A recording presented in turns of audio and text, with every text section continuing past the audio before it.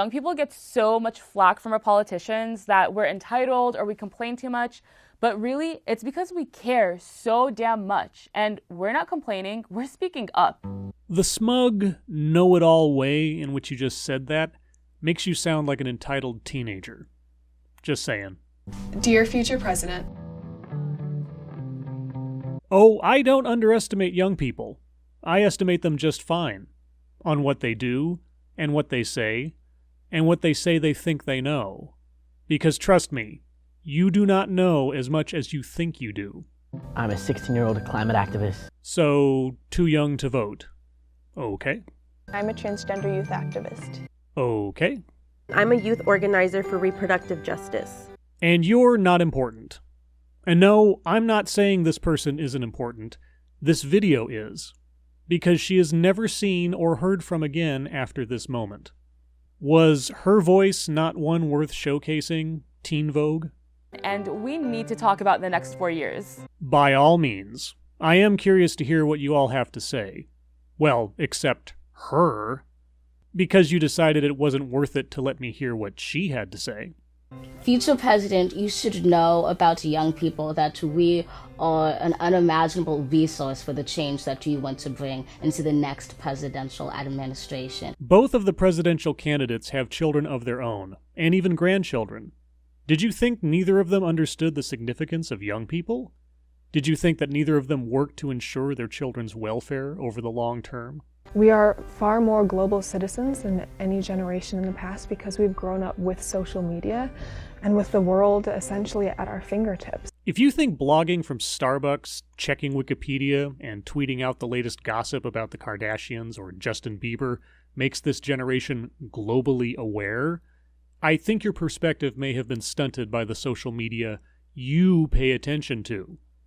Access does not equate to interest. Think about all of the books you haven't checked out from the library. Life in this country is not great for everyone. To kind of change things around, we have to begin to listen to the voices that are not heard. But isn't that what social media is for?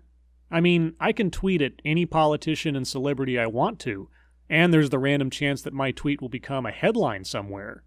Can you recall a time when that wasn't possible? Oh, wait, you're 16. You haven't known a world where you had to work for your voice to be heard. Never mind. The marginalized communities and the demographics that are being oppressed to this day. LGBTQ communities, people of color.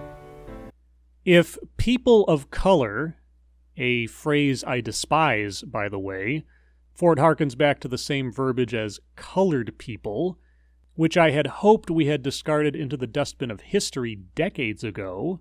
If people of color are oppressed simply due to the color of their skin, explain the election of Barack Obama over that of a white man in 2008, and then again in 2012. And no, I am not being a smartass. Explain it. Indigenous people that are having their land stolen from them to this day. We can see that in Standing Rock, North Dakota. The pipeline at the center of the Standing Rock controversy was slated to run through private land, half a mile away from the Standing Rock Reservation. No land was stolen. That took me about 10 seconds to look up on Google, from a source sympathetic to the protesters.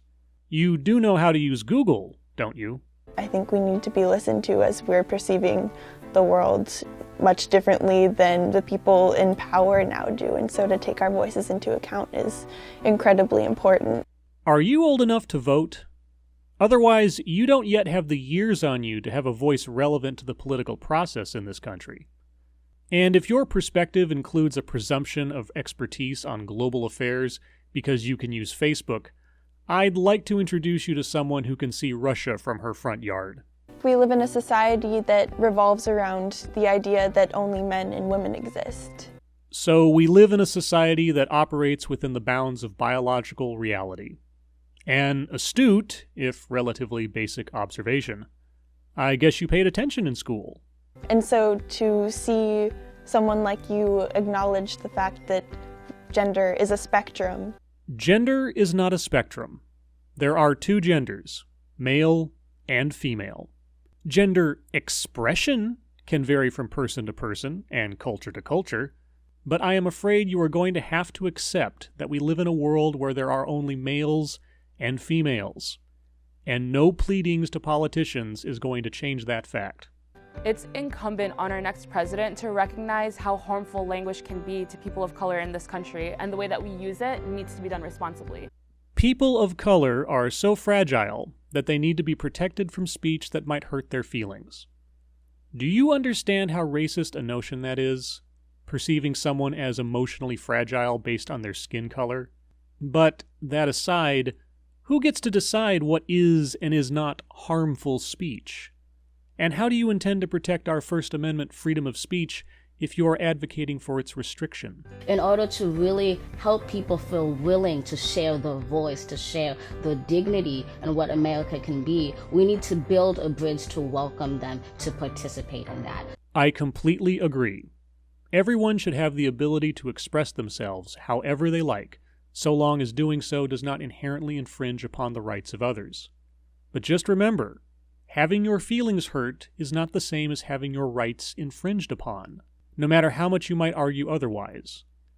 But, by all means, continue to argue that if you like. It is a free country. I would urge you not to speak over black women and instead to employ them and give them voices. You want the President of the United States to give black women voices. Black women don't have voices of their own? They cannot gain employment on their own? Could you come across as any more condescending? I think you have some growing up to do. I think that you, as our future president, need to understand that climate change is one of the most important issues of our time. It's not just about politics, it's not just about money, it's not just about fossil fuels, it's about the future of this planet, and it's about the world that my generation, that young people are going to inherit. I completely agree. Nope, no other commentary to be had there. He's entirely correct. When I was little, I used to tell people I wanted to be the president. And sometimes they would laugh at me. Sometimes they would laugh. Not all the time. And they may have been laughing because when a little kid says something cute, smiles and laughter issue forth. And I'd say, why? And they'd say, because you're a black woman. Woman? I thought this was when you were little.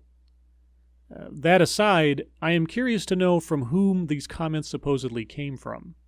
Then Barack Obama came around. Then Hillary Clinton ran. Yes, Barack Obama became president, and Hillary Clinton ran for president. So your concerns about your race and gender being limiting factors towards the highest office in the land should be gone now, right? And just remember, young people like me can be deeply inspired by you. Oh, I think every adult is aware of that notion. You're too young to know this right now, but adults were children once, and they too had adult role models. Ask any of them who they looked up to as a kid. And ask any parent, like the presidential candidates, if it was important to them to inspire their children. You mean well in what you're saying, but you're lacking the perspective of age and experience to understand how condescending you sound. Thanks for listening, and remember, the world is watching. The presidential candidates all knew this. I mean, haven't you heard about social media? We're all global experts now. As always, thanks for watching.